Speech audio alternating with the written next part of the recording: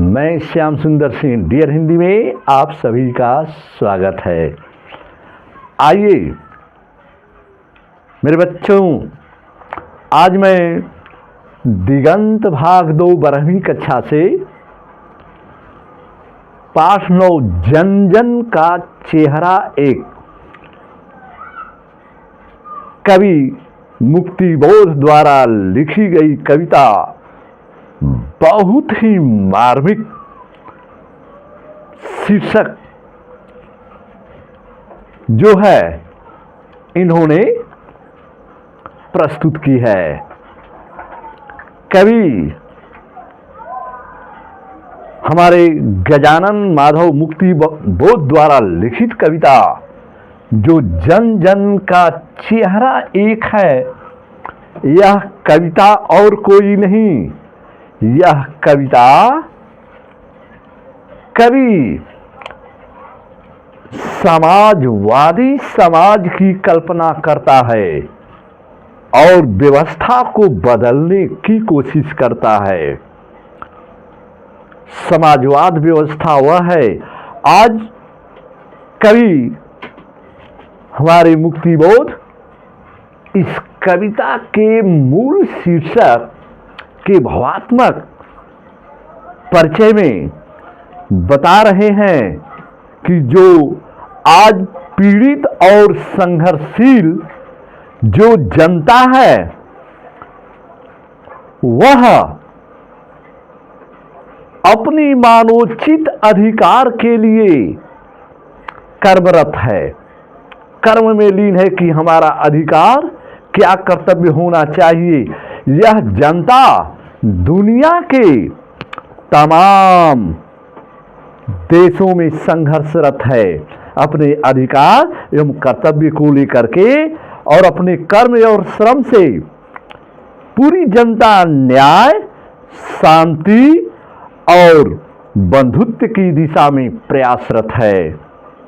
और कवि इस जनता में एक अंतर्वर्ती समाज की कल्पना करना चाहता है मेरे प्यारे बच्चों, और इसलिए कवि कहता है कि जन जन का चेहरा एक, माने पूरे विश्व से लेकर भारत से पूरे जो जनता है सभी एक है, उसमें कभी भी विभेद नहीं होना चाहिए। कवि एक समाजवाद की परिकल्पना करना चाहता है।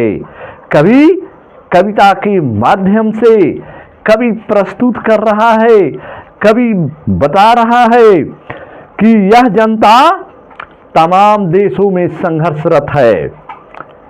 कवि कह रहा है कि जन जन का चेहरा एक, एशिया की, यूरोप की, अमेरिका की गलियों की धूप एक, कष्ट दुख संताप की।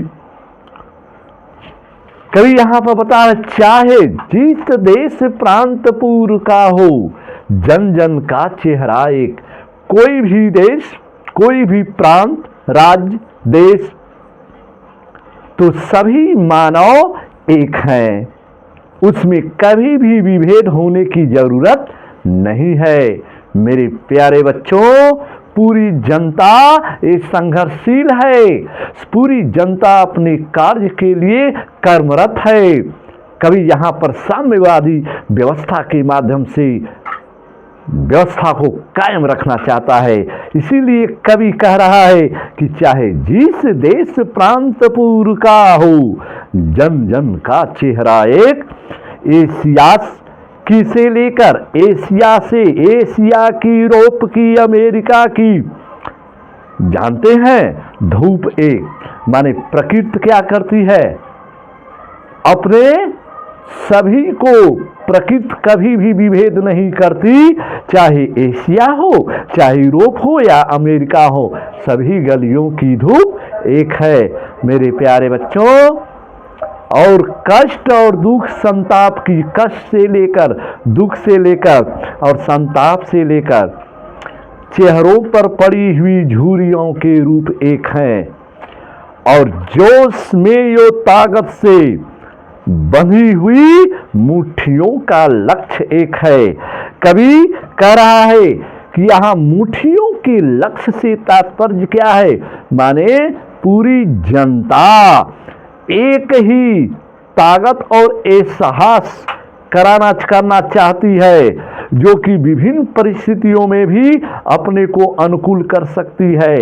एकता का प्रतीक कवि बता रहा है, यहाँ पर संकेत दे रहा है कि मुट्ठियों का लक्ष्य माने एकता का प्रतीक लेते हुए कवि संदेश दे रहा है कि सभी जनता एकता के प्रतीक है।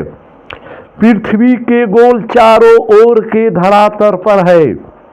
पृथ्वी जो है, सभी पृथ्वी एक ही प्रारूप में है, पृथ्वी एक ही है और उसी के धरातल पर सभी जनता का दल, सभी जनता का समूह एक पक्ष के रूप में है।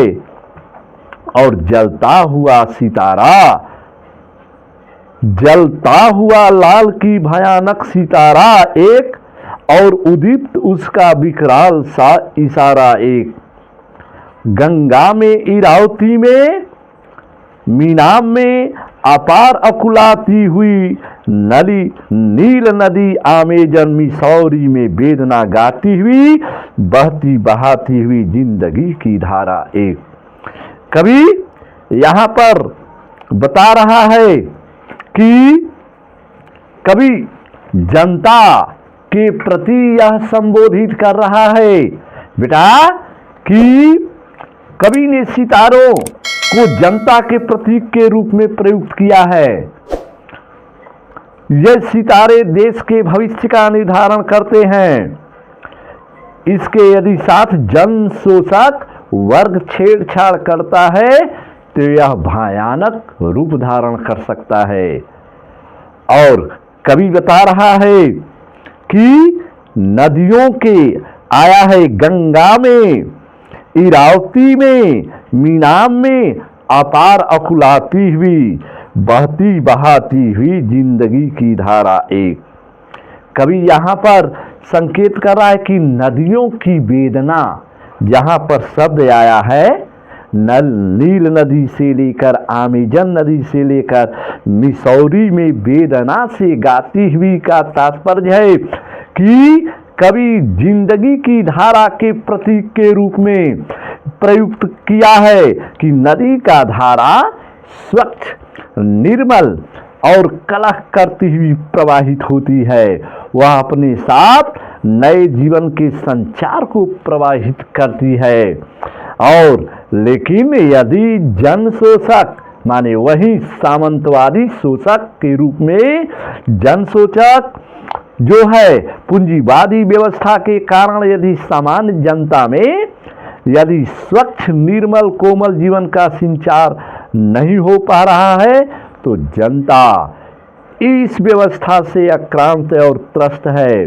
इस प्रकार हम कह सकते हैं कि नदियों का वेदना का कारण सामान्य जनता के दुख एवं दर्द से तात्पर्य करते हुए यहाँ पर हमारे मुक्ति बोध ने कविता के माध्यम से बच्चे बताया है।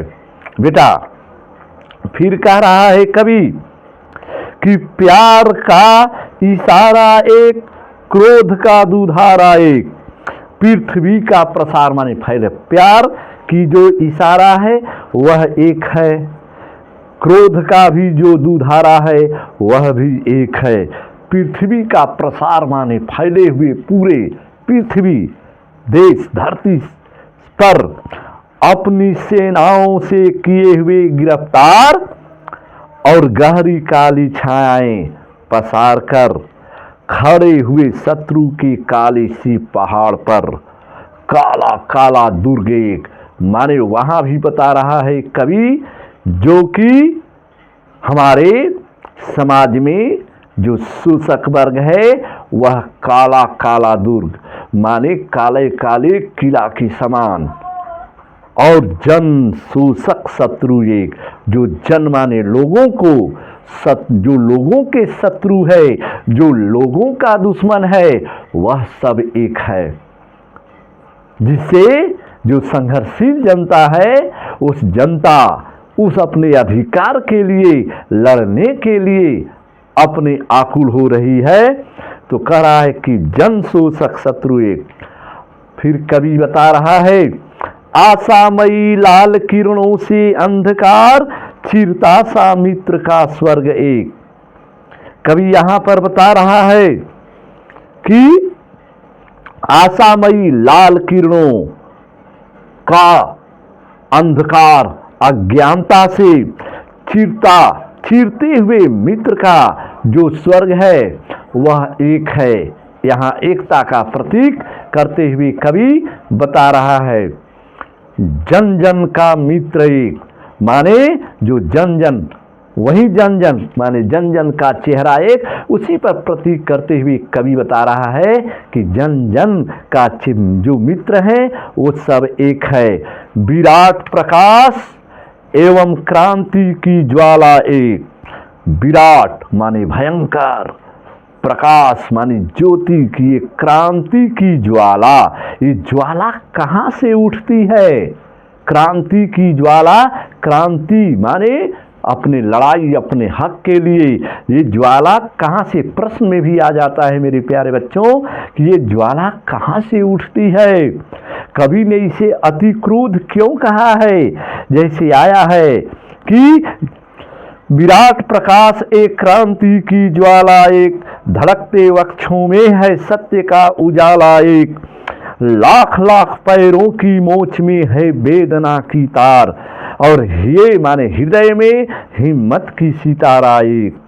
चाहे जिस देश प्रांत पूर्व का हो, जन जन का चेहरा एक। यहाँ कवि बता रहा है कि जो जन, विराट प्रकाश की क्रांति की ज्वाला, माने ज्वाला कहाँ से निकलती है? तो मेरे प्यारे बच्चों, ज्वाला जनता के हृदय से उद्गार होती है। ज्वाला जनता के हृदय से उठती है। जब जनता के हाथों का काम और मुंह की रोटी जब छीनी जाती है, तब वह अपने हाथों का काम और मुंह की रोटी के लिए हिंसात्मक रूप धारण कर लेती है। वह अपने अधिकार को छीनता हुआ देखकर घायल सिंह की भांति अपने शिकारी पर टूट पड़ती है। यह भूख की ज्वाला इतनी क्रोध कर देती है कि वह किसी भी हद तक जाने के लिए मजबूर हो जाती है। उनकी मानवतावादी दृष्टिकोण अमानवीय हो जाते हैं। यहाँ पर जो कवि बता रहा है, माने धड़कते हुए, कवि कह रहा है कि विराट प्रकाश एक, क्रांति की ज्वाला एक, धड़कते वक्षों में है सत्य का उजाला एक। जनता के लिए कवि संदेश दे रहा है, लाख लाख पैरों की मोच में है, माने उसके पैरों में जो मोच, घाव, दर्द की प्रक्रिया है, तो उसी तरह से वेदना का तार एक। वेदना माने दुख, तार माने आवाज, ध्वनि के रूप में कवि यहाँ संकेत दे रहा है। हृदय में हिम्मत का सितारा एक, उसके हृदय में जो हिम्मत का जो सितारा है वह एक है। कवि संकेत दे रहा है, चाहे जिस देश प्रांत पूर्व का, जन जन का चेहरा एक। कवि फिर कहता है कि चाहे कोई भी जनता हो, जनता अपने कार्य के लिए संघर्षशील है। शोषक वर्ग हमेशा अपने से गरीब को शोषित करना चाहता है, लेकिन ये पूरा दुनिया के जो जनता शोषित है, तो अपने अधिकार के लिए, अपने कर्तव्य के लिए लड़ पड़ती है। सभी लोग अधिकार, उस जन जन का चेहरा एक, माने सभी अपने अधिकार के लिए सभी लोग एक हैं। चाहे किसी भी प्रांत का हो, किसी भी देश का हो, किसी भी राज्य का हो, किसी भी विश्व का हो, तो सभी जनता कराह रही है, तो सभी जनता एक है। आइए कवि यहाँ पर संदेश दे रहा है मेरे प्यारे बच्चों। एशिया के, माने एशिया से लेकर यूरोप से अमेरिका के भिन्न भिन्न वास स्थान है। माने भले ही हमारा देश हो, एशिया हो, यूरोप हो या अमेरिका हो, सभी लोग अपने अपने जगह पर वास कर रहे हैं, निवास कर रहे हैं। फिर भी भौगोलिक ऐतिहासिक बंधनों के बावजूद भी सभी और हिंदुस्तान, सभी और हिंदुस्तान माने सभी देश, नजर भारत की प्रधानता का माने सभी और, माने सभी के नजर में हमारा देश महान है, सभी और हिंदुस्तान है और सभी और हिंदुस्तान है और सभी और बहने भाई। ऐसा नहीं है, जिस तरह भाई और बहन का रिश्ता है तो सभी देश के जो भी भाई हैं बहन हैं सभी एक हैं। सभी और कन्हैया ने गायें चराई हैं। यहाँ पर तात्पर्य है कि भगवान कृष्ण अपने गाय को चराते थे, अपनी मधुर बंसी बांसुरी को बजाते थे, तो एकता का प्रतीक है। जैसे गाय का चराना एकता का प्रतीक झुंड के रूप में, तो भगवान कृष्ण भी गाय को चराए हैं। जिंदगी की मस्ती की अकुलाती भोर एक, कभी भी यहाँ पर प्राकृतिक वातावरण में पिरोकर कहना चाहता है कि जिंदगी की मस्ती, आनंद की भावनाएं और अकुलाती हुई जो भोर का समय है, वातावरण है, वह भी एक है।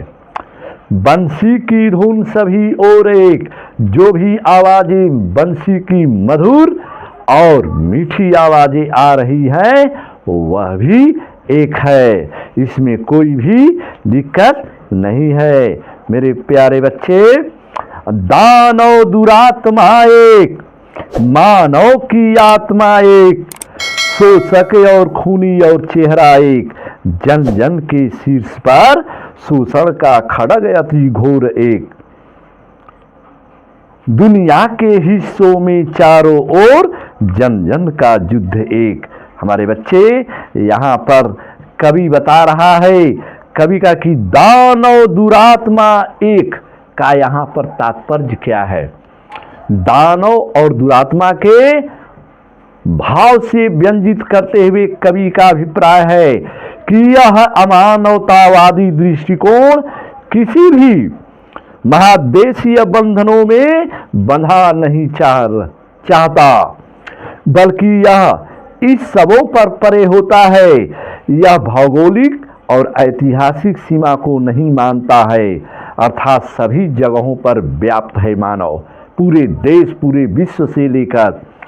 जिस प्रकार सभी जगह पर मानवीय मूल्य एक समान है, उसी प्रकार अमानवीय मूल्य भी सभी एक समान है, उसमें किसी प्रकार का हेर फेर की गुंजाइश नहीं है।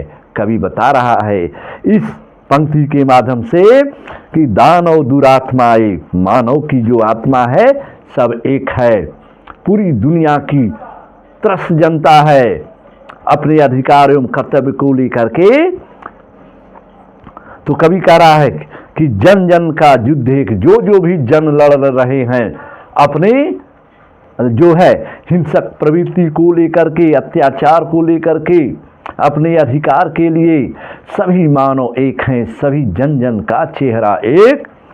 कराए मस्तक की महिमा और अंतर की उष्मा, माने अपने गर्व के साथ मस्तक की महिमा की महानता का वर्णन करते हुए, और अंतर की उष्मा माने जो अंतर में, माने उसके हृदय में जो उष्मा अंगारा के रूप में जो उजागर होती है, तो है से उठती है ज्वाला की अधिक क्रोध एक। तो जो उसके अंदर ज्वाला उठती है, तो ज्वाला कहाँ से उठती है?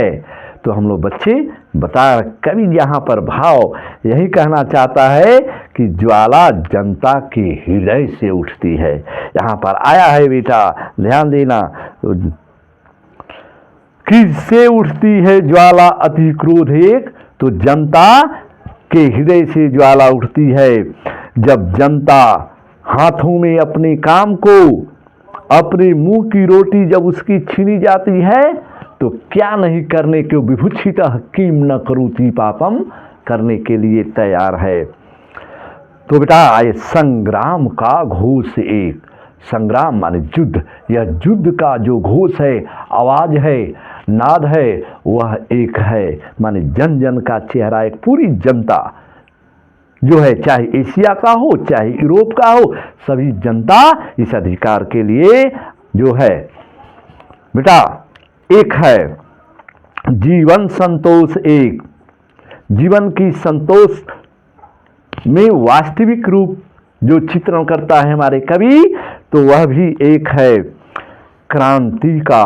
क्रांति से लेकर, लड़ाई से लेकर, संघर्ष से निर्माण को लेकर के उसे बनाने का, और विजय का सेहरा, एक विजय की कामना को लेकर उसकी उद्गार और उसकी सेहरा जो है एक है, चाहे जिस देश प्रांत पूर का हो, जन जन का चेहरा एक। कवि बताना चाहता है कि चाहे किसी भी देश का जनता हो, किसी भी, तो ये पीड़ित और संघर्षशील जनता का जो अपने मानवोचित माने मानव का जो उचित अधिकार के लिए यह कर्मरत है, अपने लड़ने के लिए कर्म प्रयासरत है। यह जनता दुनिया के तमाम देशों में संघर्षरत है, अपने कर्म और श्रम से अपने न्याय, शांति और बंधुत्व के दिशा में प्रयासरत है अपने अधिकार के लिए। कवि इस जनता में अंतर्वर्ती एकता देखना चाहता है, इसीलिए कवि उद्घोष कर रहा है कि जन जन का चेहरा एक। चलिए मेरे प्यारे बच्चों, इस मुक्ति बोध ने इस कविता के माध्यम से मानवीय मानवीय में एकता का रूप देखते हुए पूरे देश से लेकर पूरे वातावरण से लेकर सभी मानव अपने अधिकार के लिए लड़ रहा है। इसीलिए कवि कहना चाहता है कि जन जन का चेहरा एक। चलिए मेरे बच्चे, आज का मेरा वीडियो इसी पर खत्म हुआ।